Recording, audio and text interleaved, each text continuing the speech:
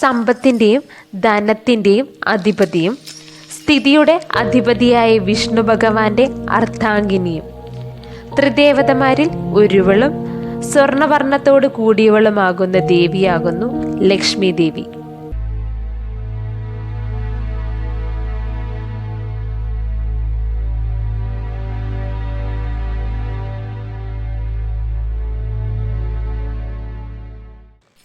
എട്ട് വ്യത്യസ്ത ഭാവങ്ങളുള്ള ദേവതയാകുന്നു ലക്ഷ്മി ദേവി. ആ ശക്തികളെ അഷ്ടലക്ഷ്മി എന്ന് വിളിക്കുന്നു. ആദിനാരായണനായ വിഷ്ണു ഭഗവാന്റെ പത്നിയായി മഹാലക്ഷ്മി ദേവി അമരുന്നു. ഈ ആദിലക്ഷ്മി ദേവി ഭഗവാൻ ശ്രീരാമനായി അവതരിച്ചപ്പോൾ സീതാദേവിയായും ശ്രീകൃഷ്ണനാകുമ്പോൾ രാധയായും രുക്മിണിയായും അവതരിക്കുന്നു. 3 ലോകങ്ങളും അടക്കി വാണിരുന്ന അസുരനായിരുന്നു മഹിഷാസുരൻ. അവന് മഹിഷാസുരൻ എന്ന നാമമായത് മഹിഷം അഥവാ എരുമയിൽ നിന്നും ജനിച്ച സന്താനമായതിനാൽ തന്നെയാകുന്നു. അങ്ങനെയുള്ള മഹിഷാസുരൻ ബ്രഹ്മദേവനെ തപസ് ചെയ്തു. നരനാലോ ദേവനാലോ വധിക്കപ്പെടരുത് എന്ന വരം പ്രാപ്തമാക്കിയവൻ ഒരു സ്ത്രീയാൽ മാത്രമേ വധിക്കപ്പെടൂ എന്ന് ലഭിച്ച വരത്താൽ അവനുള്ള അക്രമങ്ങളെല്ലാം കാണിച്ചു നടന്നു. 3 ലോകവും കീഴടക്കി, ദേവലോകവും കീഴടക്കി.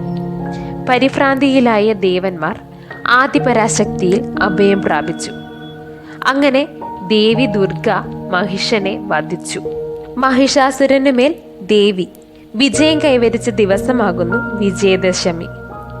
പാലാഴി മഥനവേളയിൽ പാലാഴിയിൽ നിന്നും ഉയർന്നു വന്നവളാകുന്നു ലക്ഷ്മി ദേവി. അതിനാൽ തന്നെ ദേവി സാഗരകന്യകയാകുന്നു.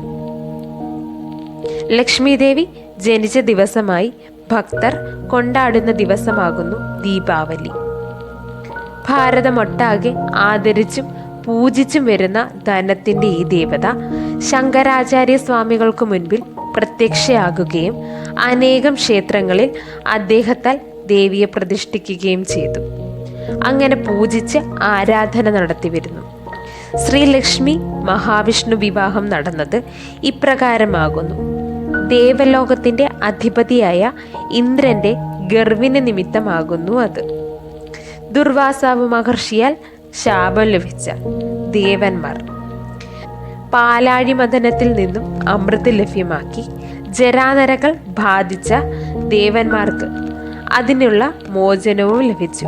അസുരന്മാരോട് ചേർന്ന് പാലാഴി കടയും വേളയിൽ അതിൽ നിന്നും ധാരാളം ദിവ്യവസ്തുക്കൾ വരികയും അത് നിമിത്തം ലക്ഷ്മി ദേവി അവതരിക്കുകയും ധരണിയിലും പ്രപഞ്ചത്തിലുമുള്ളതിലേക്കും ഏറ്റവും സുന്ദരിയായി സർവാലങ്കാരഭൂഷിതയായി ലക്ഷ്മി ദേവി മഹാവിഷ്ണു ഭഗവാനെ വരിക്കുകയും ചെയ്തു.